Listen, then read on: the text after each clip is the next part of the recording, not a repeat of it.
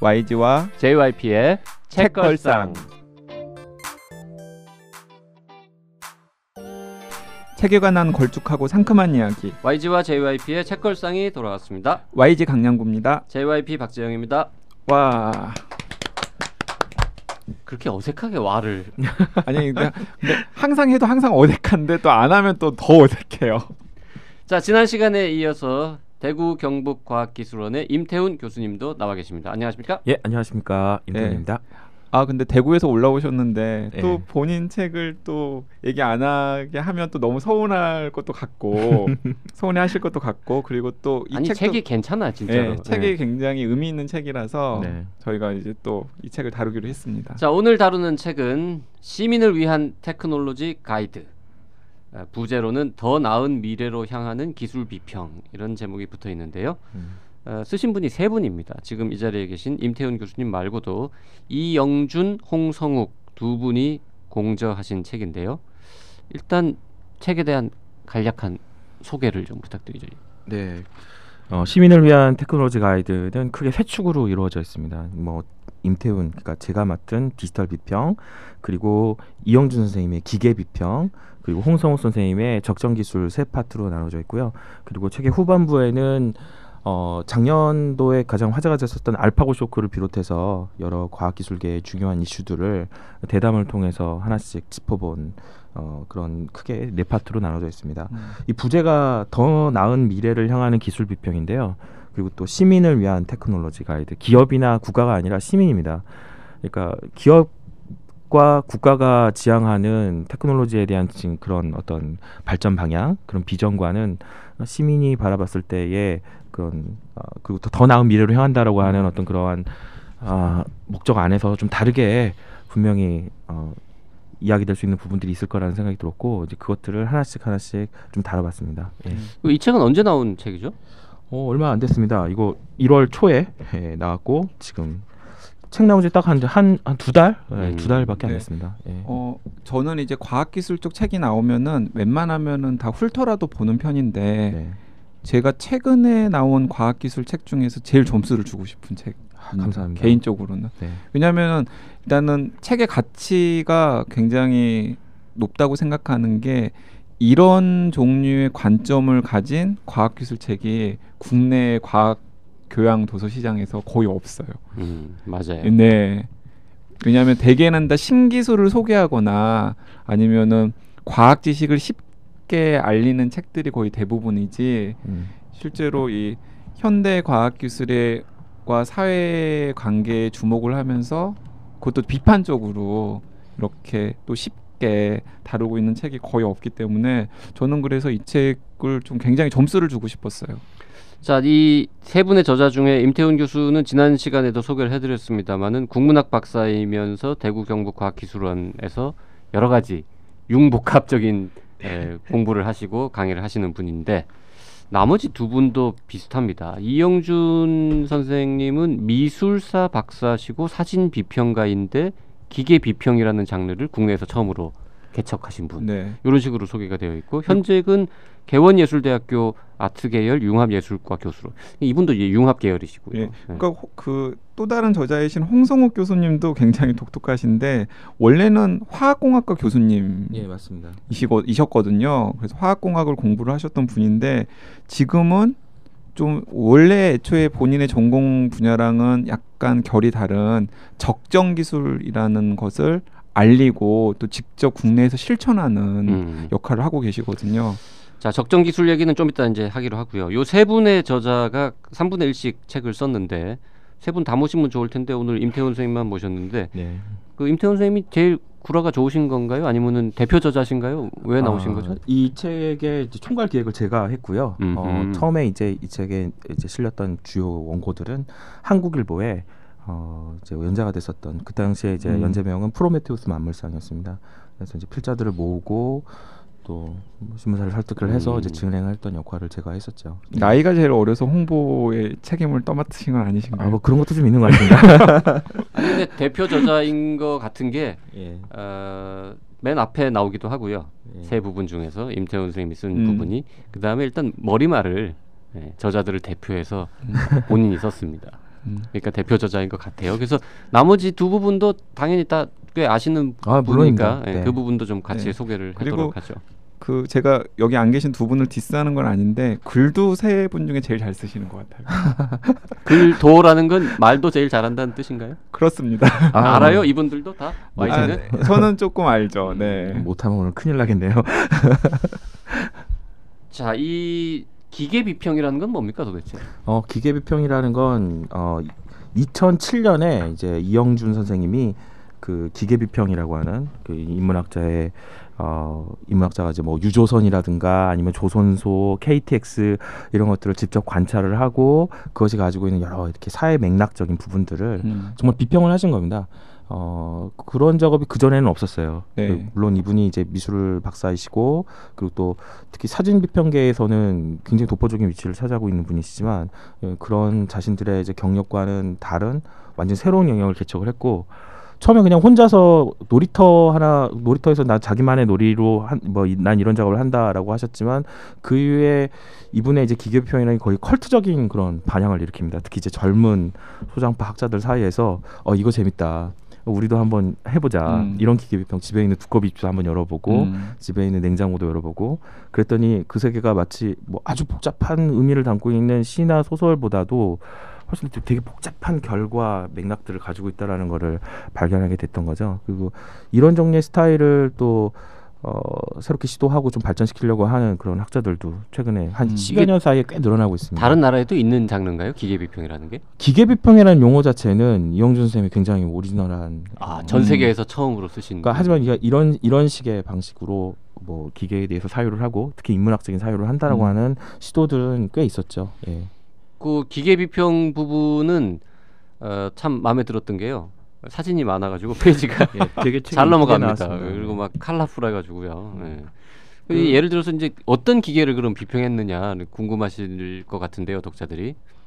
어디 가셨는지 좀 소개를 해주시죠. 예, 뭐 재밌는 먼저 보자면 뭐 잠실 야구장도 가셨고요.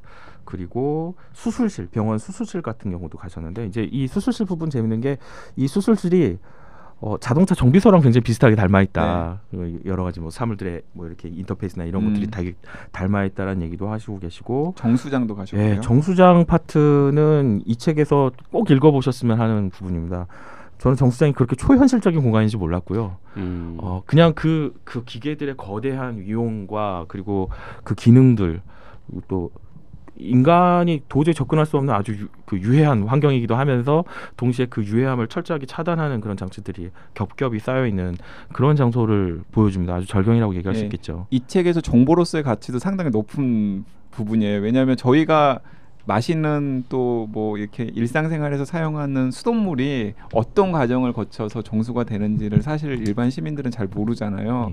저는 그거 보고서 수돗물 그냥 마셔도 되겠구나 이런 생각이 살짝 들었습니다. 그리고 뭐 인쇄소라든가 아니면 뭐 패스트푸드점 그리고 또 극장 그 아시아예술극장에 대한 취재와 기계 비평도 하시고 계시는데 그 부분도 굉장히 재밌는 부분입니다. 네, 저 사실 그 기계 비평하신 이영준 박사 이분 한번 만나보고 싶어요. 왜냐하면 이분이 한 7, 8군데 한 10군데 정도 기계 많은 곳에 대한 글을 쓰셨는데 거의 다 제가 관심 많은 쪽이더라고요. 잠실 야구장, 저 야구 좋아하거든요. 그리고 수술실은 제가 들어가서 일도 해본 곳이니까 그렇고 그 다음에 극장 또 제가 또 학교 다닐 때 연극부 출신 아니겠습니까? 그래서 또 연극도 괜찮았고 또 이게 신문사 다니는 사람이니까 종이 인쇄 이 부분도 굉장히 재밌게 읽었고 다 재밌었어요. 그리고 요리도 하는 사람이니까 이 주방 뭐 이 냉장고 이런 부분들도 재밌었고 정수장은 제일 재미없었어요. 저는 이건 관심 없는 부분.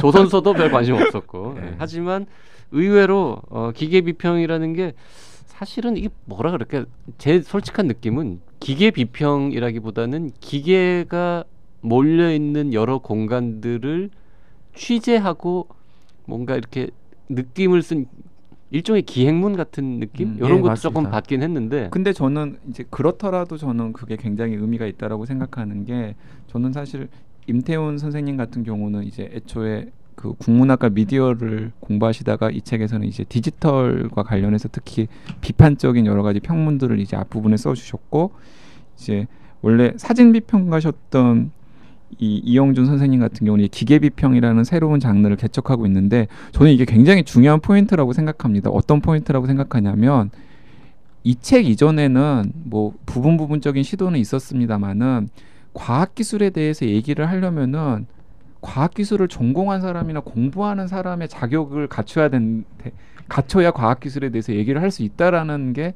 사실 사회의 주류적인 통념이었거든요. 맞잖아요. 이렇게 의학에 대해서 뭔가 한마디라도 하려면은 의사여야 되거나 혹은 JYP처럼 의사 자격증이 있어야 된다라는 게 사회적인 통념이었는데 근데 저는 그건 좀 이상한 통념이라고 생각해요. 왜냐하면 우리가 굳이 영화를 전공하지 않아도 다 영화에 별점을 매기고 뭐 소설을 전공하지 않고 시를 전공하지 않아도 소설이나 시를 즐기고 이건 재미없다, 이건 읽을만하다 이런 것들을 일상생활 속에서 자연스럽게 얘기를 하는데 왜 유독 우리 일상생활 깊숙이 들어와 있는 과학기술에 대해서만은 꼭 그 전공자들만 말을 할 수 있을까에 대해서 저는 굉장히 불만을 가지고 있었거든요. 이제 그런 걸 또 깨는 시도고 이렇게 해볼 수 있다라는 걸 또 보여주는 또 모범적인 시도라는 생각이 들어서. 예. 그리고 또 하나 기계비평 부분에서 제가 흐뭇하게 재미있게 읽었던 부분은 이게 말이 기계비평이죠. 사실은요.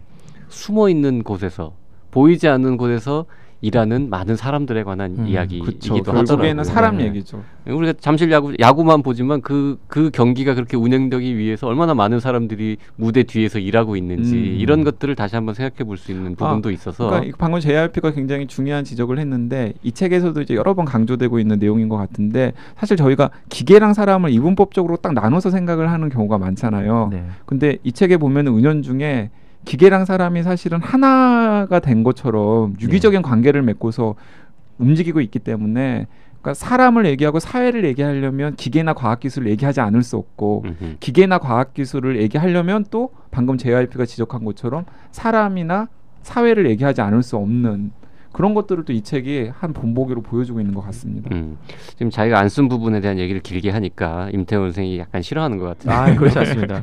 그 하나만 더 말씀을 드리면요, 기계비평이라는 책이 나온 지 굉장히 기념비적인 저작이라서 이게 지금 복간이 다시 추진이 되고 있는데요. 올해 기계비평의 10주년 복간과 그리고 또 그 책에 대한 트리뷰트 작업이 또 한 번 이영준 박사의 단독 저서인 기계비평이라는 책이 나온 지가 10년이 됐어요. 네, 10년이 되었고 그 10주년 기념판이 올해 다시 나오고요. 또 그 기념판에 대한 후대에 이제 소장파 연구자들의 나 그 책 살래.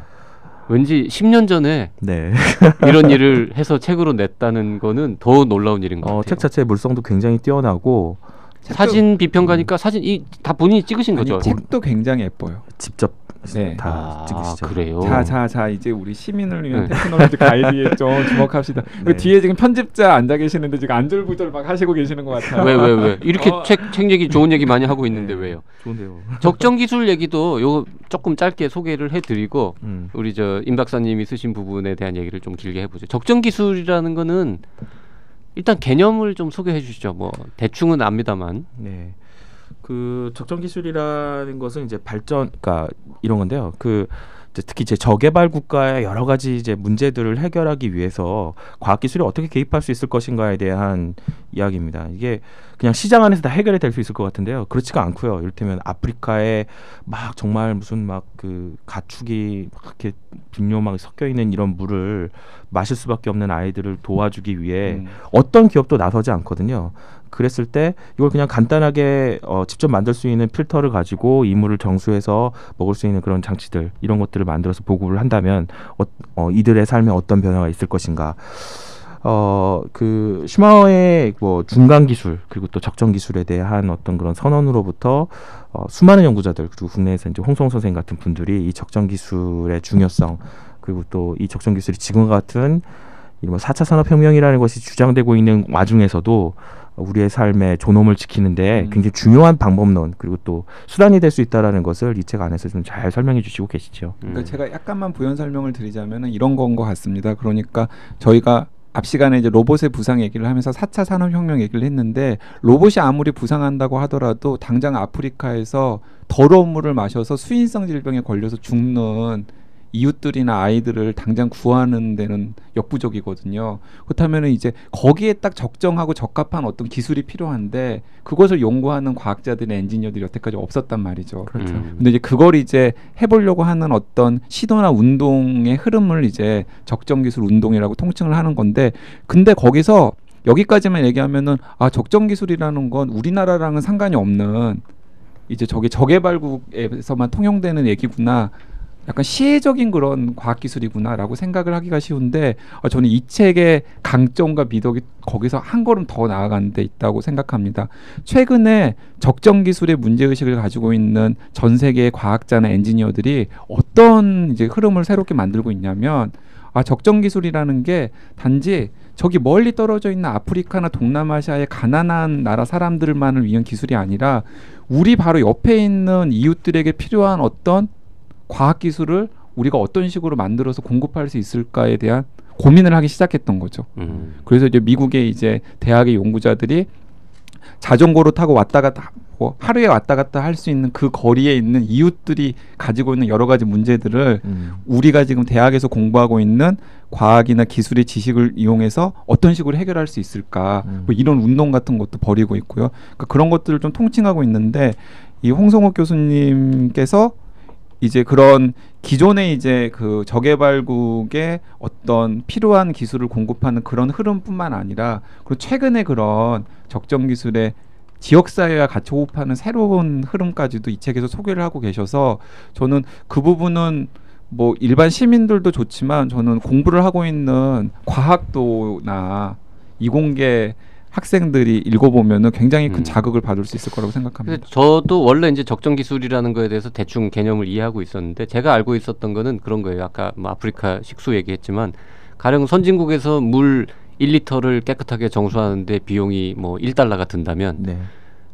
가령 후진국에서 저개발국에서 물이 선진국만큼 깨끗하지는 않더라도 그래도 건강에 크게 무리가 없을 정도로 조금 덜 깨끗하지만 먹을 만한 물을 만드는데 $1가 아니라 가령 1센트만 들여서 할 수 있는 요런 기술, 뭐 요런 분위기로 이제 저는 이해를 하고 있었는데, 이 책을 읽다 보니까 그거가 적정 기술이 최근에 이제 세 가지로 나누어지고, 그게 중간 기술, 대안 기술, 사회적 기술 이렇게 이제 나눠지는데, 이 중간 기술이라는 부분이 제가 일반적으로 이제 쉽게 생각했던 그런 부분, 아프리카 이야기 이런 부분이고, 나머지 대안 기술이나 사회적 기술은 우리 사회에도 충분히 적용될 수 있는 이런 부분들인 것 같더라고요. 그러니까 이제 하나 간단한 질문을 던져 보면은, 뭐 주변에 장애인들 많이 있으신데 장애인들이 사실 보행권이 가장 큰 문제잖아요. 그렇죠. 근데 이제 그렇다면 이제 이런 식의 질문을 던져볼 수 있는 거죠. 분명히 그 적절한 운송 수단이라든가 이동 수단이 없어서 장애인들이 이동권의 제약을 받고 있는데, 왜 우리나라의 과학자나 엔지니어들은 굉장히 세계 수준의 테크놀로지를 가지고 있음에도 불구하고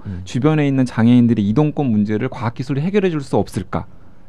이제 그런 질문에 이제 과학이나 기술이 답해야 된다라는 그런 흐름, 이런 게 이제 뭐 대안 기술 혹은 뭐 사회적으로 필요한 기술, 뭐 이런 식의 흐름으로 연결이 되고 있는 것 같습니다. 네. 이 책이 이제 그런 사례들을 굉장히 재미있고 막 사례 중심으로 임팩트 있게 소개를 하고 있어서 저는 딱 그 부분만 쪼개가지고 단행본으로 따로 나왔어도 충분히 의미가 있겠다, 뭐 이런 생각도 심지어는 했어요. 그러게요. 이 책의 최대 장점 중에 하나가 요거 한 권을 읽잖아요. 그러면 3권 읽은 교양이 쌓입니다. 네, 맞습니다. 네. 3권을 분리해도 될 만큼 좋은 내용들인데 그런 얘기 사실은 있기도 하셨을 것도 같아요. 예, 그 세 파트가 각자 이제 뭐 디지털 비평, 기계 비평, 그 적정 기술의 맥락 안에서 이야기하고 있고, 이제 이 세 갈래가 하나로 모이는 게 이 책 뒷부분에 나오는 이제 대단편입니다. 네. 그래서 이제 이 표제, 그러니까 시민을 위한 테크놀로지 가이드라고 하는 표제가 의미하는 게 가장 궁금하신 분이라면 대담을 먼저 읽고 각각의 파트들을 읽어주시면 더 좋겠습니다. 네. 네. 그러니까 이 책이 되게 다 유기적으로 연결은 됩니다만은 약간 작은 문고판 세계를 나란히 놓고서 이제 쭉 읽는 듯한 느낌도 들어서, 약간 좀 이렇게 책 한 권을 가지고 다양한 분야의 과학기술 이야기를 한꺼번에 이해하고 싶은 독자에게도 상당히 즐거운 독서 경험이 될 거라고 생각합니다. 네, 맞습니다. 자, 근데 우리 임태훈 교수님 모셔놓고 이제 하려고. 매 책의 맨 앞에 3분의 1 부분 분량으로도 텍스트 원고 분량은 제일 많습니다. 네, 많습니다. 그리고 이제 이 부분은 뭐였죠? 기술 비평? 디지털 비평. 디지털 비평. 네. 디지털 비평이라는 거는 아까 이제 기계 비평, 적정 기술은 대충 우리가 이해를 했어요. 네. 디지털 비평이라는 거는 알 듯 말 듯 좀 그런 어떤 겁니까 이게? 저자도 말을 잘 못하는데. 그러니까 뭐 어떻게 말을 해야 이렇게 가장 심플하게 팍 떨어지게 말을 할까 생각을 했었는데요. 그러니까 제가 이 디지털 비평을 통해서 전달하려고 한 주제는 그냥 간단합니다. 그러니까 뭐냐면 노동의 문제가 한국의 ICT 담론에서는 정말 어처구니가 없을 정도로 소외가 되고 있고 아주 세게 말한다면은 노동이 빠져 있는 ICT 담론은 대부분 사기니까 속지 마시라. 우리가 책을 읽고 공부를 한다라는 건 사기당하지 않기 위한 일종의 전투 준비 체제 같은 것인데 그랬을 때 여러 가지 많은 이 분야의 책들이 나오고 있지만 이런 부분에 대해서 질문하고 그리고 또 불만을 가져볼 수 있다라는 것이 굉장히 중요하다. 그리고 그것이 디지털 비평하기에 본령이다라는 얘기를 제 파트에서 이야기했죠. 그러니까 제가 그 좀 더 책을 어필하기 위해서 요약을 해보자면 그 지난 시간에 저희가 로봇의 부상을 가지고 30분 동안 길게 얘기를 했잖아요. 로봇의 부상을 읽을 시간이 없으신 분들은 이 임태영 교수님이 쓰신 이 시민을 위한 테크놀로지 가이드의 앞부분을 읽으시면은 됩니다. 네, 왜냐면은 좀 모자라지 않을까요? 그런가요? 그런가요? 로봇의 부상도 읽어주십시오. 네. 하여튼 그럼 이렇게 말해도 맞는 건가요? 이 디지털 기술의 발전이 어떻게 인간을 소외시키고 있는가, 혹은 우리의 삶에 어떤 영향을 주고 있는가, 우리의 삶에 어떤 해악을 끼치고 있는가, 이런 거를 좀 냉정하게 분석하는 분야다. 뭐 이렇게 말할 수도 있나요? 예, 맞습니다. 특히 이제 이 책의 맨 처음 시작을 할 때 제가 인터넷에 대한 얘기부터 시작을 하는데요. 현대의 인터넷이 사실상 이제 국가나 시장 자본과 하나가 되어 있거든요. 이제 클라이언트 서버 구조라는 말을 사용을 하고 있는데, 그러니까 우리가 모든 경제 활동과 그리고 많은 이제 그 뭐 커뮤니케이션 활동들이 대부분이 다 인터넷을 기반으로 이루어지고 있고 그 모든 기록들이 기업의 서버에 다 들어가게 되는 거죠. 이거는 그 기업들의 어마어마한 유전을, 그러니까 데이터 유전을 계속 이렇게 쌓아주는 거라고 할 수 있습니다. 그러니까 향후 소수의 어떤 독점적 기업들이 계속해서 사업을 해나갈 수 있는 미천을 계속해서 제공해 나가는 그러한 경제 구조로 좀 바뀌어나가고 있는 거고, 그것에 비해서 노동자들, 그러니까 정작 일을 해서 그들에게 이윤을 만들어주는 노동자들의 삶은 날로 비참해지고 있다라는 얘기. 이런 종류의 디지털 환경의 발전, 변화라는 게 과연 우리가 선택한 일인가? 선택이 아니라 세상은 이렇게 바뀌고 있으니까 여기에 적응해라고 말하고 있다면 왜 우리가 이걸 따라야 되는가? 우리는 우리에게 선택지를 더 달라. 그리고 이런 식의 변화는 원하지 않는다라고 하는 질문을 할 수 있는 시기가 좀 되었다. 어쩌면 그 질문이 지금 너무 늦게 도착했기 때문에 우리는 조금 더 서두를 필요가 있다라는 얘기를 담고 있죠. 예, 제가 아까 PR에 실패했기 때문에 좀 더 덧붙이자면은 여기까지만 들으시면은 이 책의 앞부분은 좀 굉장히 무겁겠구나라고 생각을 하실 그 청취자분들이 있을지 모르겠는데 사실은 그렇지 않아요. 이렇게 약간 그 비평이라는 이름에 걸맞는 굉장히 새로운 생각이나 새로운 시각 같은 것들이 이제 많이 나오고 있는데, 제가 무릎을 치면서 읽었던 대목이 어떤 대목이냐면 그 1인 가구와 디지털 기술의 발전이 어떤 식으로 맞물리는가를 한 대목이 굉장히 인상적이었습니다. 네. 그러니까 그 고시원 작은 좁은 곳에 사는 사람들을 위해서 전자책이라던가 아니면은 뭐 VR이나 AR 같은 기술이 어떤 결합되면은 그게 어떤 효과를 낳을지. 그러니까 사실은 그 뭐 전자책이라던가 VR, AR 같은 그런 기술들은 막 굉장히 막 이렇게 뭔가 되게 혁신적이고 뭔가 되게 좀 풍부한 어떤 그런 사회의 부랑 연결될 것 같은 느낌을 주잖아요. 근데 사실은 전혀 그렇지 않다라는 걸 뒤통수 치듯이 딱 쳐주시는 대목이 있어서 저는 잠깐 소개를 해주시죠. 어떻게 생각하시는지. 예. 그거 참 말 되게 못하네. 그 부분이 이제 1인 가구의 그 미디어스케이프라고 하는 부분인데요. 여러분 이렇게 방 안에 들어가서 어릴 때부터 자기 방의 풍경을 이루고 있는 사물들과 지금의 사물들이 어떻게 변했는지 한번 지켜보실 필요가 있어요. 특히 거실에서 벌어지는 이제 이른바 미디어 환경의 변화라는 게 뭘 의미하는가 하는가라는 걸 좀 생각해 볼 필요가 있는데요. 이 VTR이나 아니면은 뭐 TV나 오디오 뭐 이런 것들 뭐 그러니까 예전에는 분명히 있었는데 지금은 만들지도 않고 사지도 않고 필요하지도 않는 그런 물건들은 도대체 어느 순간에 사라졌을까? 예전에는 부의 상징이었었는데. 네네, 뭐 중산층 정도 되면 집엔 뭐 이런 것도 있어야 네네. 되고 하는 것들이 있었는데 그런 것들이 더 이상 필요 없고 뭐 전부 다 그냥 손바닥 위에 올라가 있는 스마트폰으로 다 압축되거나 아니면 빔을 찌러댔죠. 딱 어떤 공간을 차지하고 그런. 근데 그 과정들 속에서 그런 물건들을 만드는 산업도 재편됐거든요. 네. 그 산업이 재편되면서 일자리도 사라진 겁니다. 그러니까 지금의 디지털 기술이 가지고 있는 그 강력한 시공간의 압축 기술이라는 것이 가지고 있는 것은 그러니까 지금의 이 산업 생태계의 변화 그리고 그 안에서 우리가 어떤 일자리를 얻을 수 있고 어떠한 미래를 꿈꿀 수 있을 것인가에 대한 그 가능성들도 동시에 압축되고 있는 것이다. 그래서 많은 사람들이 미래를 생각하면 옛날 옛날 무슨 막 이렇게 뭐 학습 만화 같은 거 보면 미래는 이럴 것이며 막 날아다니고 다들 행복하고 그럴 거라고 생각하지만 실상은 20대 내내 비정규직으로 푼돈이나 받고 계속해서 그렇게 시달리다가 1.8평 정도 되는 고시원에서 그래도 문화생활을 하겠다고 뭐 스마트폰이나 아니면은 뭐 이런 것들 붙잡고 계속 그거 쳐다보면서 그러니까 방이 너무 좁으니까 이제 그렇죠. 뭐 그런 안경 같은 거 쓰고 이렇게 예. 세상을 넓게 보고. 그 고시원 방이 너무 작다고 불평하면 태블릿 하나 던져주고 야 이걸로 책도 읽을 수 있고 공부도 할 수 있고 뭐 그렇죠. 음악도 들을 수 있고 다 되는데 왜? 실제로 장서를 가지고 있는 젊은이들이 계속 줄어들고 있습니다. 그러니까 책을 집안에다 이렇게 많이 쌓아놓고 내가 언제라도 읽을 수 있게 이렇게 배치를 한다는 것도 일종의 부의 상징이고 그렇기 때문에 전자책을 살 수밖에 없죠. 근데 전자책은 부의 상징. 그렇죠. 전자책은 책 자체에 육체성이 없기 때문에 그러니까 만져서 읽고 어느 부분 표시하고 언제라도 보겠다라고 하는 그런 식의 그 상호관계가 쉽지가 않아서 전자책은 사실 다운로드 받아놓으면 그 다음엔 또 읽기도 쉽지 않거든요. 그러니까 그런 식으로 그러니까 구체적인 물성을 상실하면서 그 물성을 만들기 위해서 필요로 하는 사람들의 직업도 사라져 나가는 그 연쇄 과정들을 그러니까 사람들의 직업이 사라지니까 소득이 없어지고 소득이 없어지니까 좁은 방에서 살 수밖에 없고 그렇죠. 그런 좁은 방에 악순환에 살 꼴리는. 수밖에 없으니까 또 그런 물건들을 또 예.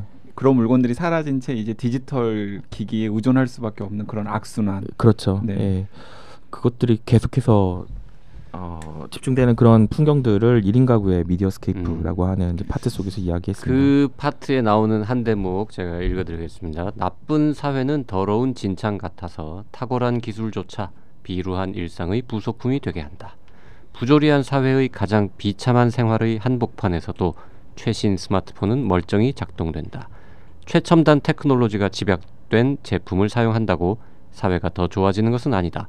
홀로렌즈에 비친 증강현실도 현실 도피의 수단에 지나지 않을 수 있다. 이런 얘기가 나오고요. 사실 이 책을 보면서 우리 아까 잠깐 농담처럼 각각 한 권씩 3권을 만들어야 하는 거 아니냐라고 얘기했었는데 그렇게 한 이유 중에 하나가요. 정말 멋진 부분이 나오면 우리가 줄을 치지 않습니까? 줄을 친 부분 중에 상당히 많은 부분이 남이 해놓은 멋진 말들이더라고요. 임태훈 선생이 직접 한 말도 있는데 지금 제가 읽어드린 부분 같은 경우는 저자의 말이긴 하지만 다른 부분들은 이야 이 말 멋진다 이러고 쫙 줄을 치고 나면 끝에 숫자가 하나 붙어있더라고요. 각주 번호가. 그래서 오히려 이런 훌륭한 앞에 다른 저자들이나 뭐 다른 연구자들의 이야기들을 인용을 너무 많이 하다 보니까 본인 얘기가 좀 적어요. 그래서 여기 좀 더 설명을 하면서 이렇게 지금 말씀하신 것처럼 뭐 이런 사회 제도라든지 법규 이런 부분에 대한 본인 주장까지 더 세게 넣어가지고 책을 더 부풀리면 한 권의 단행본으로 한 권의 단행본으로 될 수 있겠다 이런 생각이 그런 느낌을 그렇죠. 좀 받았어요. 인용 너무 공부도 많이 하시고 책도 많이 읽어가지고 인용이 너무 많은 인용하다가 지금 본인 얘기를 오히려 못 하신 게 아닌가. 이런 근데 생각을 저는 했어요. 그 대목에 일부는 동의하지만 또 일부는 동의하지 못하는 게 그 임태훈 선생님만의 되게 번뜩이는 부분들이 상징적으로 곳곳에 많이 이렇게 펼쳐져 있긴 합니다. 그럼요. 그 어떤 인용을 어디에 배치하느냐도 기술이니까. 네, 아니 예를 들어서 저는 그 시간을 빼앗긴 사람들이라는 부분도 저는 굉장히 이것만으로도 뭐 교과서에 실릴 법한 평문이다라는 생각이 들었는데요. 진짜 이렇게 뒤통수를 치는 듯한 그런 게 분명 그런 번뜩이는 통찰이 분명히 있거든요. 맞아요. 예를 들자면은 우리가 정말 그 음원들을 쉽게 소유할 수 있게 되면서 휴대전화라던가 아니면은 뭐 아이팟 이런 데다가 MP3 음원들을 뭐 1000곡, 2000곡씩 막 가지고 있잖아요. 근데 정작 1000곡, 2000곡을 들을 시간이 없단 말이죠. 그러게요. 네. 그러니까 그런 것들을 이제 제가 해보면 뭐 이런 겁니다. 외부 기억 장치마다 온갖 파일이 가득 채워져 있다면 한 번쯤 계산해 보기 바란다. MP3 음원 1000곡을 경청하려면 80시간 이상이 필요하다. 그 데이터를 감상할 수 있는 시간이 우리에게 있긴 한 걸까? 뭐 이런 대목들. 그러게요. 제 컴퓨터에도 다운 받은 사놓은 영화 뭐 이런 거 네. 사실 그 불법도 조금 있긴 합니다만 안 본 영화들 되게 많아요. 맞아요. 네. 그리고 뭐 이게 국정원 얘기도 나오고 은근히 짧은 분량인데도 참 많은 얘기들을 해놓으셔가지고 재미있게 잘 읽었습니다.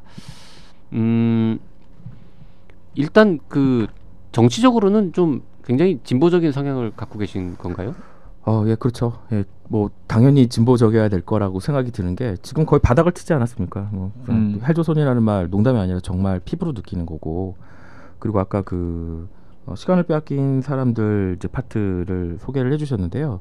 우리가 시간이 없다라는 게 다른 게 아니라 이제 실질 임금이 계속해서 줄어들고 있는 상황이고, 그러니까 실업 상태가 살면서 예를 들어서 한 20대, 30대 이러면은 그 10년 동안의 시간 동안에 몇 차례 계속해서 벌어지잖아요. 그러면 기존에 모아놨던 돈을 쓸 수밖에 없고, 그 줄어든 실질 임금을 보충할 수 있는 다른 노동을 하게 되는 겁니다. 아니면 다음 단계에 이제 직업으로 옮겨가기 위해서 이제 준비를 하게 공부를 한다거나 이럴 수밖에 없는데, 그럴 때마다 계속해서 책을 읽는다라든가 아니면은 조금 더 그냥 나 자신의 삶에 충실할 수 있는 그런 시간들을 갖는 게 쉽지 않다라는 거죠. 가면 갈수록 그게 우리의 그러니까 대부분의 사람들의 일상에 보편적으로 그런 현상들이 이루어지고 있는 게 사실입니다.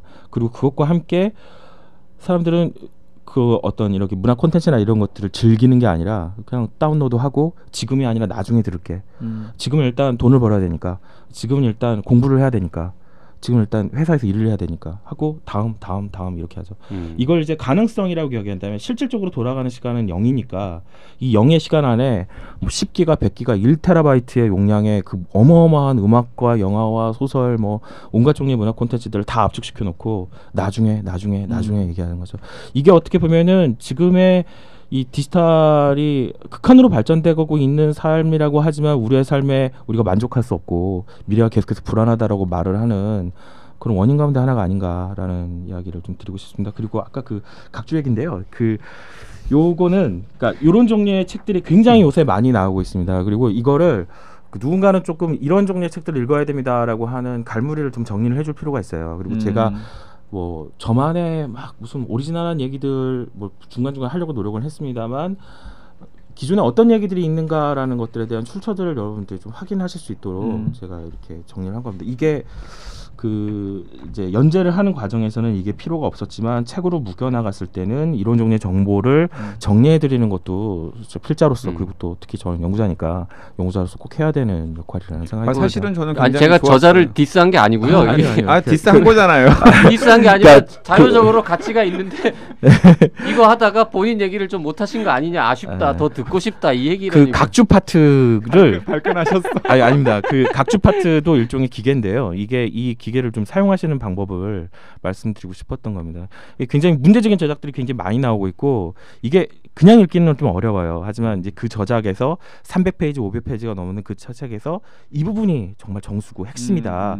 그리고 이 부분이 저의 문제의식과 맞닿아 있습니다라는 걸 보여드린다면 이 책과 다른 책도 같이 읽을 거 아닙니까? 그러게요. 그러니까 혼자 주장하는 게 아니라 이런 문제에 대해서 이런 저자들과 함께 같이 이야기하고 있습니다라는 것을 보여드리는 게 훨씬 더 중요하죠. 이 책의 각주를 쭉 보면서 왔다 갔다 하면서 이제 봤는데 사야 할 책이 너무 많은데 이런 고민들을 했어요.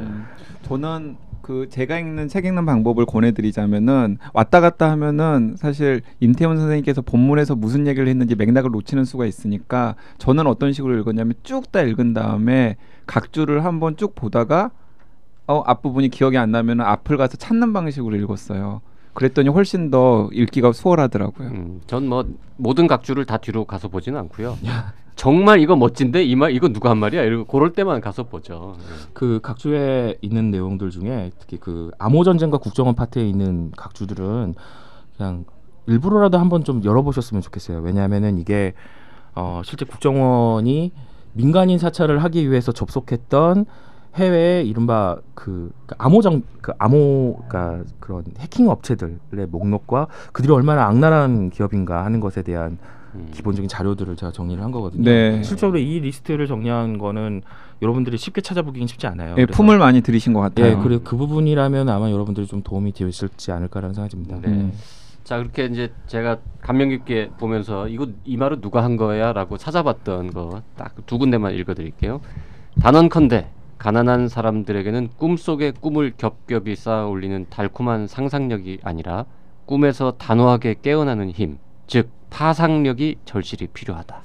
이런 부분도 인상적이었고요. 그 다음에 게임이 된 전쟁, 전쟁이 된 노동, 노동이 된 게임.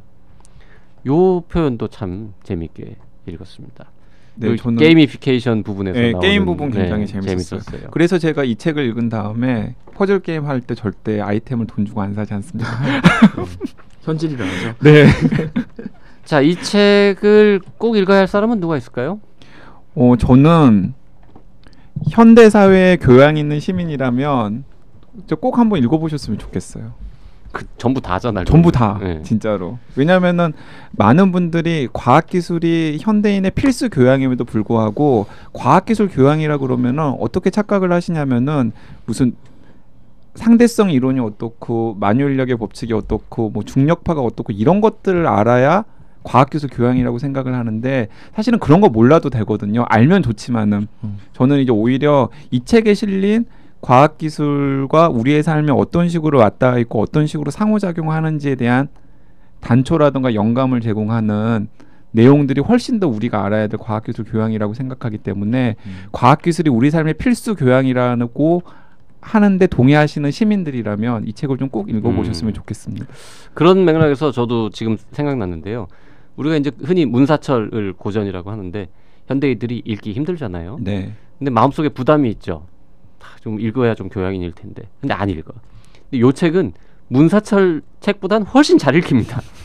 그리고 이게 현대 사회의 문사철일 수도 있겠다. 맞아요. 네, 이런 생각들을 하면서 뭔가 좀 스마트폰 없이 하루도 못 버티는 우리는 테크놀로지에 대해 얼마나 알고 있을까 이런 얘기가 뒷표지에 적혀 있는데 정말 우리가 알아야 하는데 몰랐던 테크놀로지에 관한 여러 가지 앞얘기, 뒷얘기, 옆얘기들이 곳곳에 잘 배치되어 있는 좋은 책입니다. 제목도 굉장히 잘 단 것 같아요. 제목도 잘 지었고요. 네. 사실 그 제목 짓는데 제가 약간 자문을 했거든요. 감사합니다. 그리고 이제 이 책을 이렇게 쭉 펼쳐보는데 종이도 좋고요. 뭐 디자인도 좋고 가운데 부분 3분의 1 부분은 온통 올칼라로 막 사진들이 잔뜩 있고 해서 사도임세라고 그러죠. 제작비가 많이 들었겠는데 이 출판사는 반비? 처음 보는 이름인데 이러고 봤는데 보니까 이제 민음사의 브랜드더라고요. 네. 큰 출판사에서 나와서 이렇게. 근데 이게 책의 물성이 좋은 건 그 가운데를 장식하고 있는 이용준 선생님께서 좀 고집을 부리신 게 있지 않으신가요? 그것도 있고, 그러니까 뭐 각각의 원고의 장점을 잘 드러나게 하게 하는 게 또 책의 물성을 정하는 데서 굉장히 중요한 문제니까요. 저는 아주 필자한 사람으로서 만족하고 있습니다. 네. 책은 잘 나갑니까? 지금 2세 찍었고요. 네. 이 방송이 나갈 때쯤엔 좀 더 많은 독자를 만나지 않을까 싶습니다. 저 민음사에서 뭐 받은 건 없습니다. 네. 네. 그냥 제가 읽었습니다. 네. 자, 오늘 시민을 위한 테크놀로지 가이드라는 따끈따끈한 신간을 가지고 이 책의 저자 세 분 중에 한 분인 임태훈 교수님과 함께 재밌는 얘기 나누었습니다. 네, 대구에서 올라오셨는데 너무 감사합니다. 먼 길 올라오셔서. 네. 불러주셔서 감사합니다. 네. 자, 지난번에도 말씀드렸는데 책걸상이 소소한 이벤트 진행하고 있죠? 네, 치킨 콜라 세트, 그러니까 치콜 세트 5세트를 책걸상이 쏩니다. 네, 한 분한테 다 쏘는 건 아니죠? 네, 맞습니다. 5분을 추첨할 텐데요. 응모 방법은 나이사 페이스북, 그다음에 네이버 포스트, 이메일 등으로 응모를 하시면 되는데 그냥 응모하시면은 저희가 안 받고요. 책걸상 구독 중이라는 스크린샷을 꼭 찍어서 좀 없어 보인다. 약간 없어 보이긴 합니다. 하지만 네. 어쩔 수가 없습니다. 네. 책걸상 저 YG 막 아침마다 확인하거든요. 구독자 오늘은 몇 명 늘었나 몇 명 늘었나. JYP는 저녁마다 확인합니다. 그렇군요. 예. 네. 그 책걸상 구독 중이라는 스크린샷을 꼭 찍어서 그것을 나이사 페북이나 포스트나 혹은 이메일로 첨부해서 네, 보내주시면 이메일 주소는 radio@doc.co.kr이고요. 이벤트 마감은 4월 9일 9일 밤 12시. 네, 네, 맞습니다. 그 전에 보내주시면 됩니다. 네, 다음 시간에 책걸상 더 재밌는 책으로 다시 돌아오겠습니다. 네, 고맙습니다. 감사합니다. 감사합니다.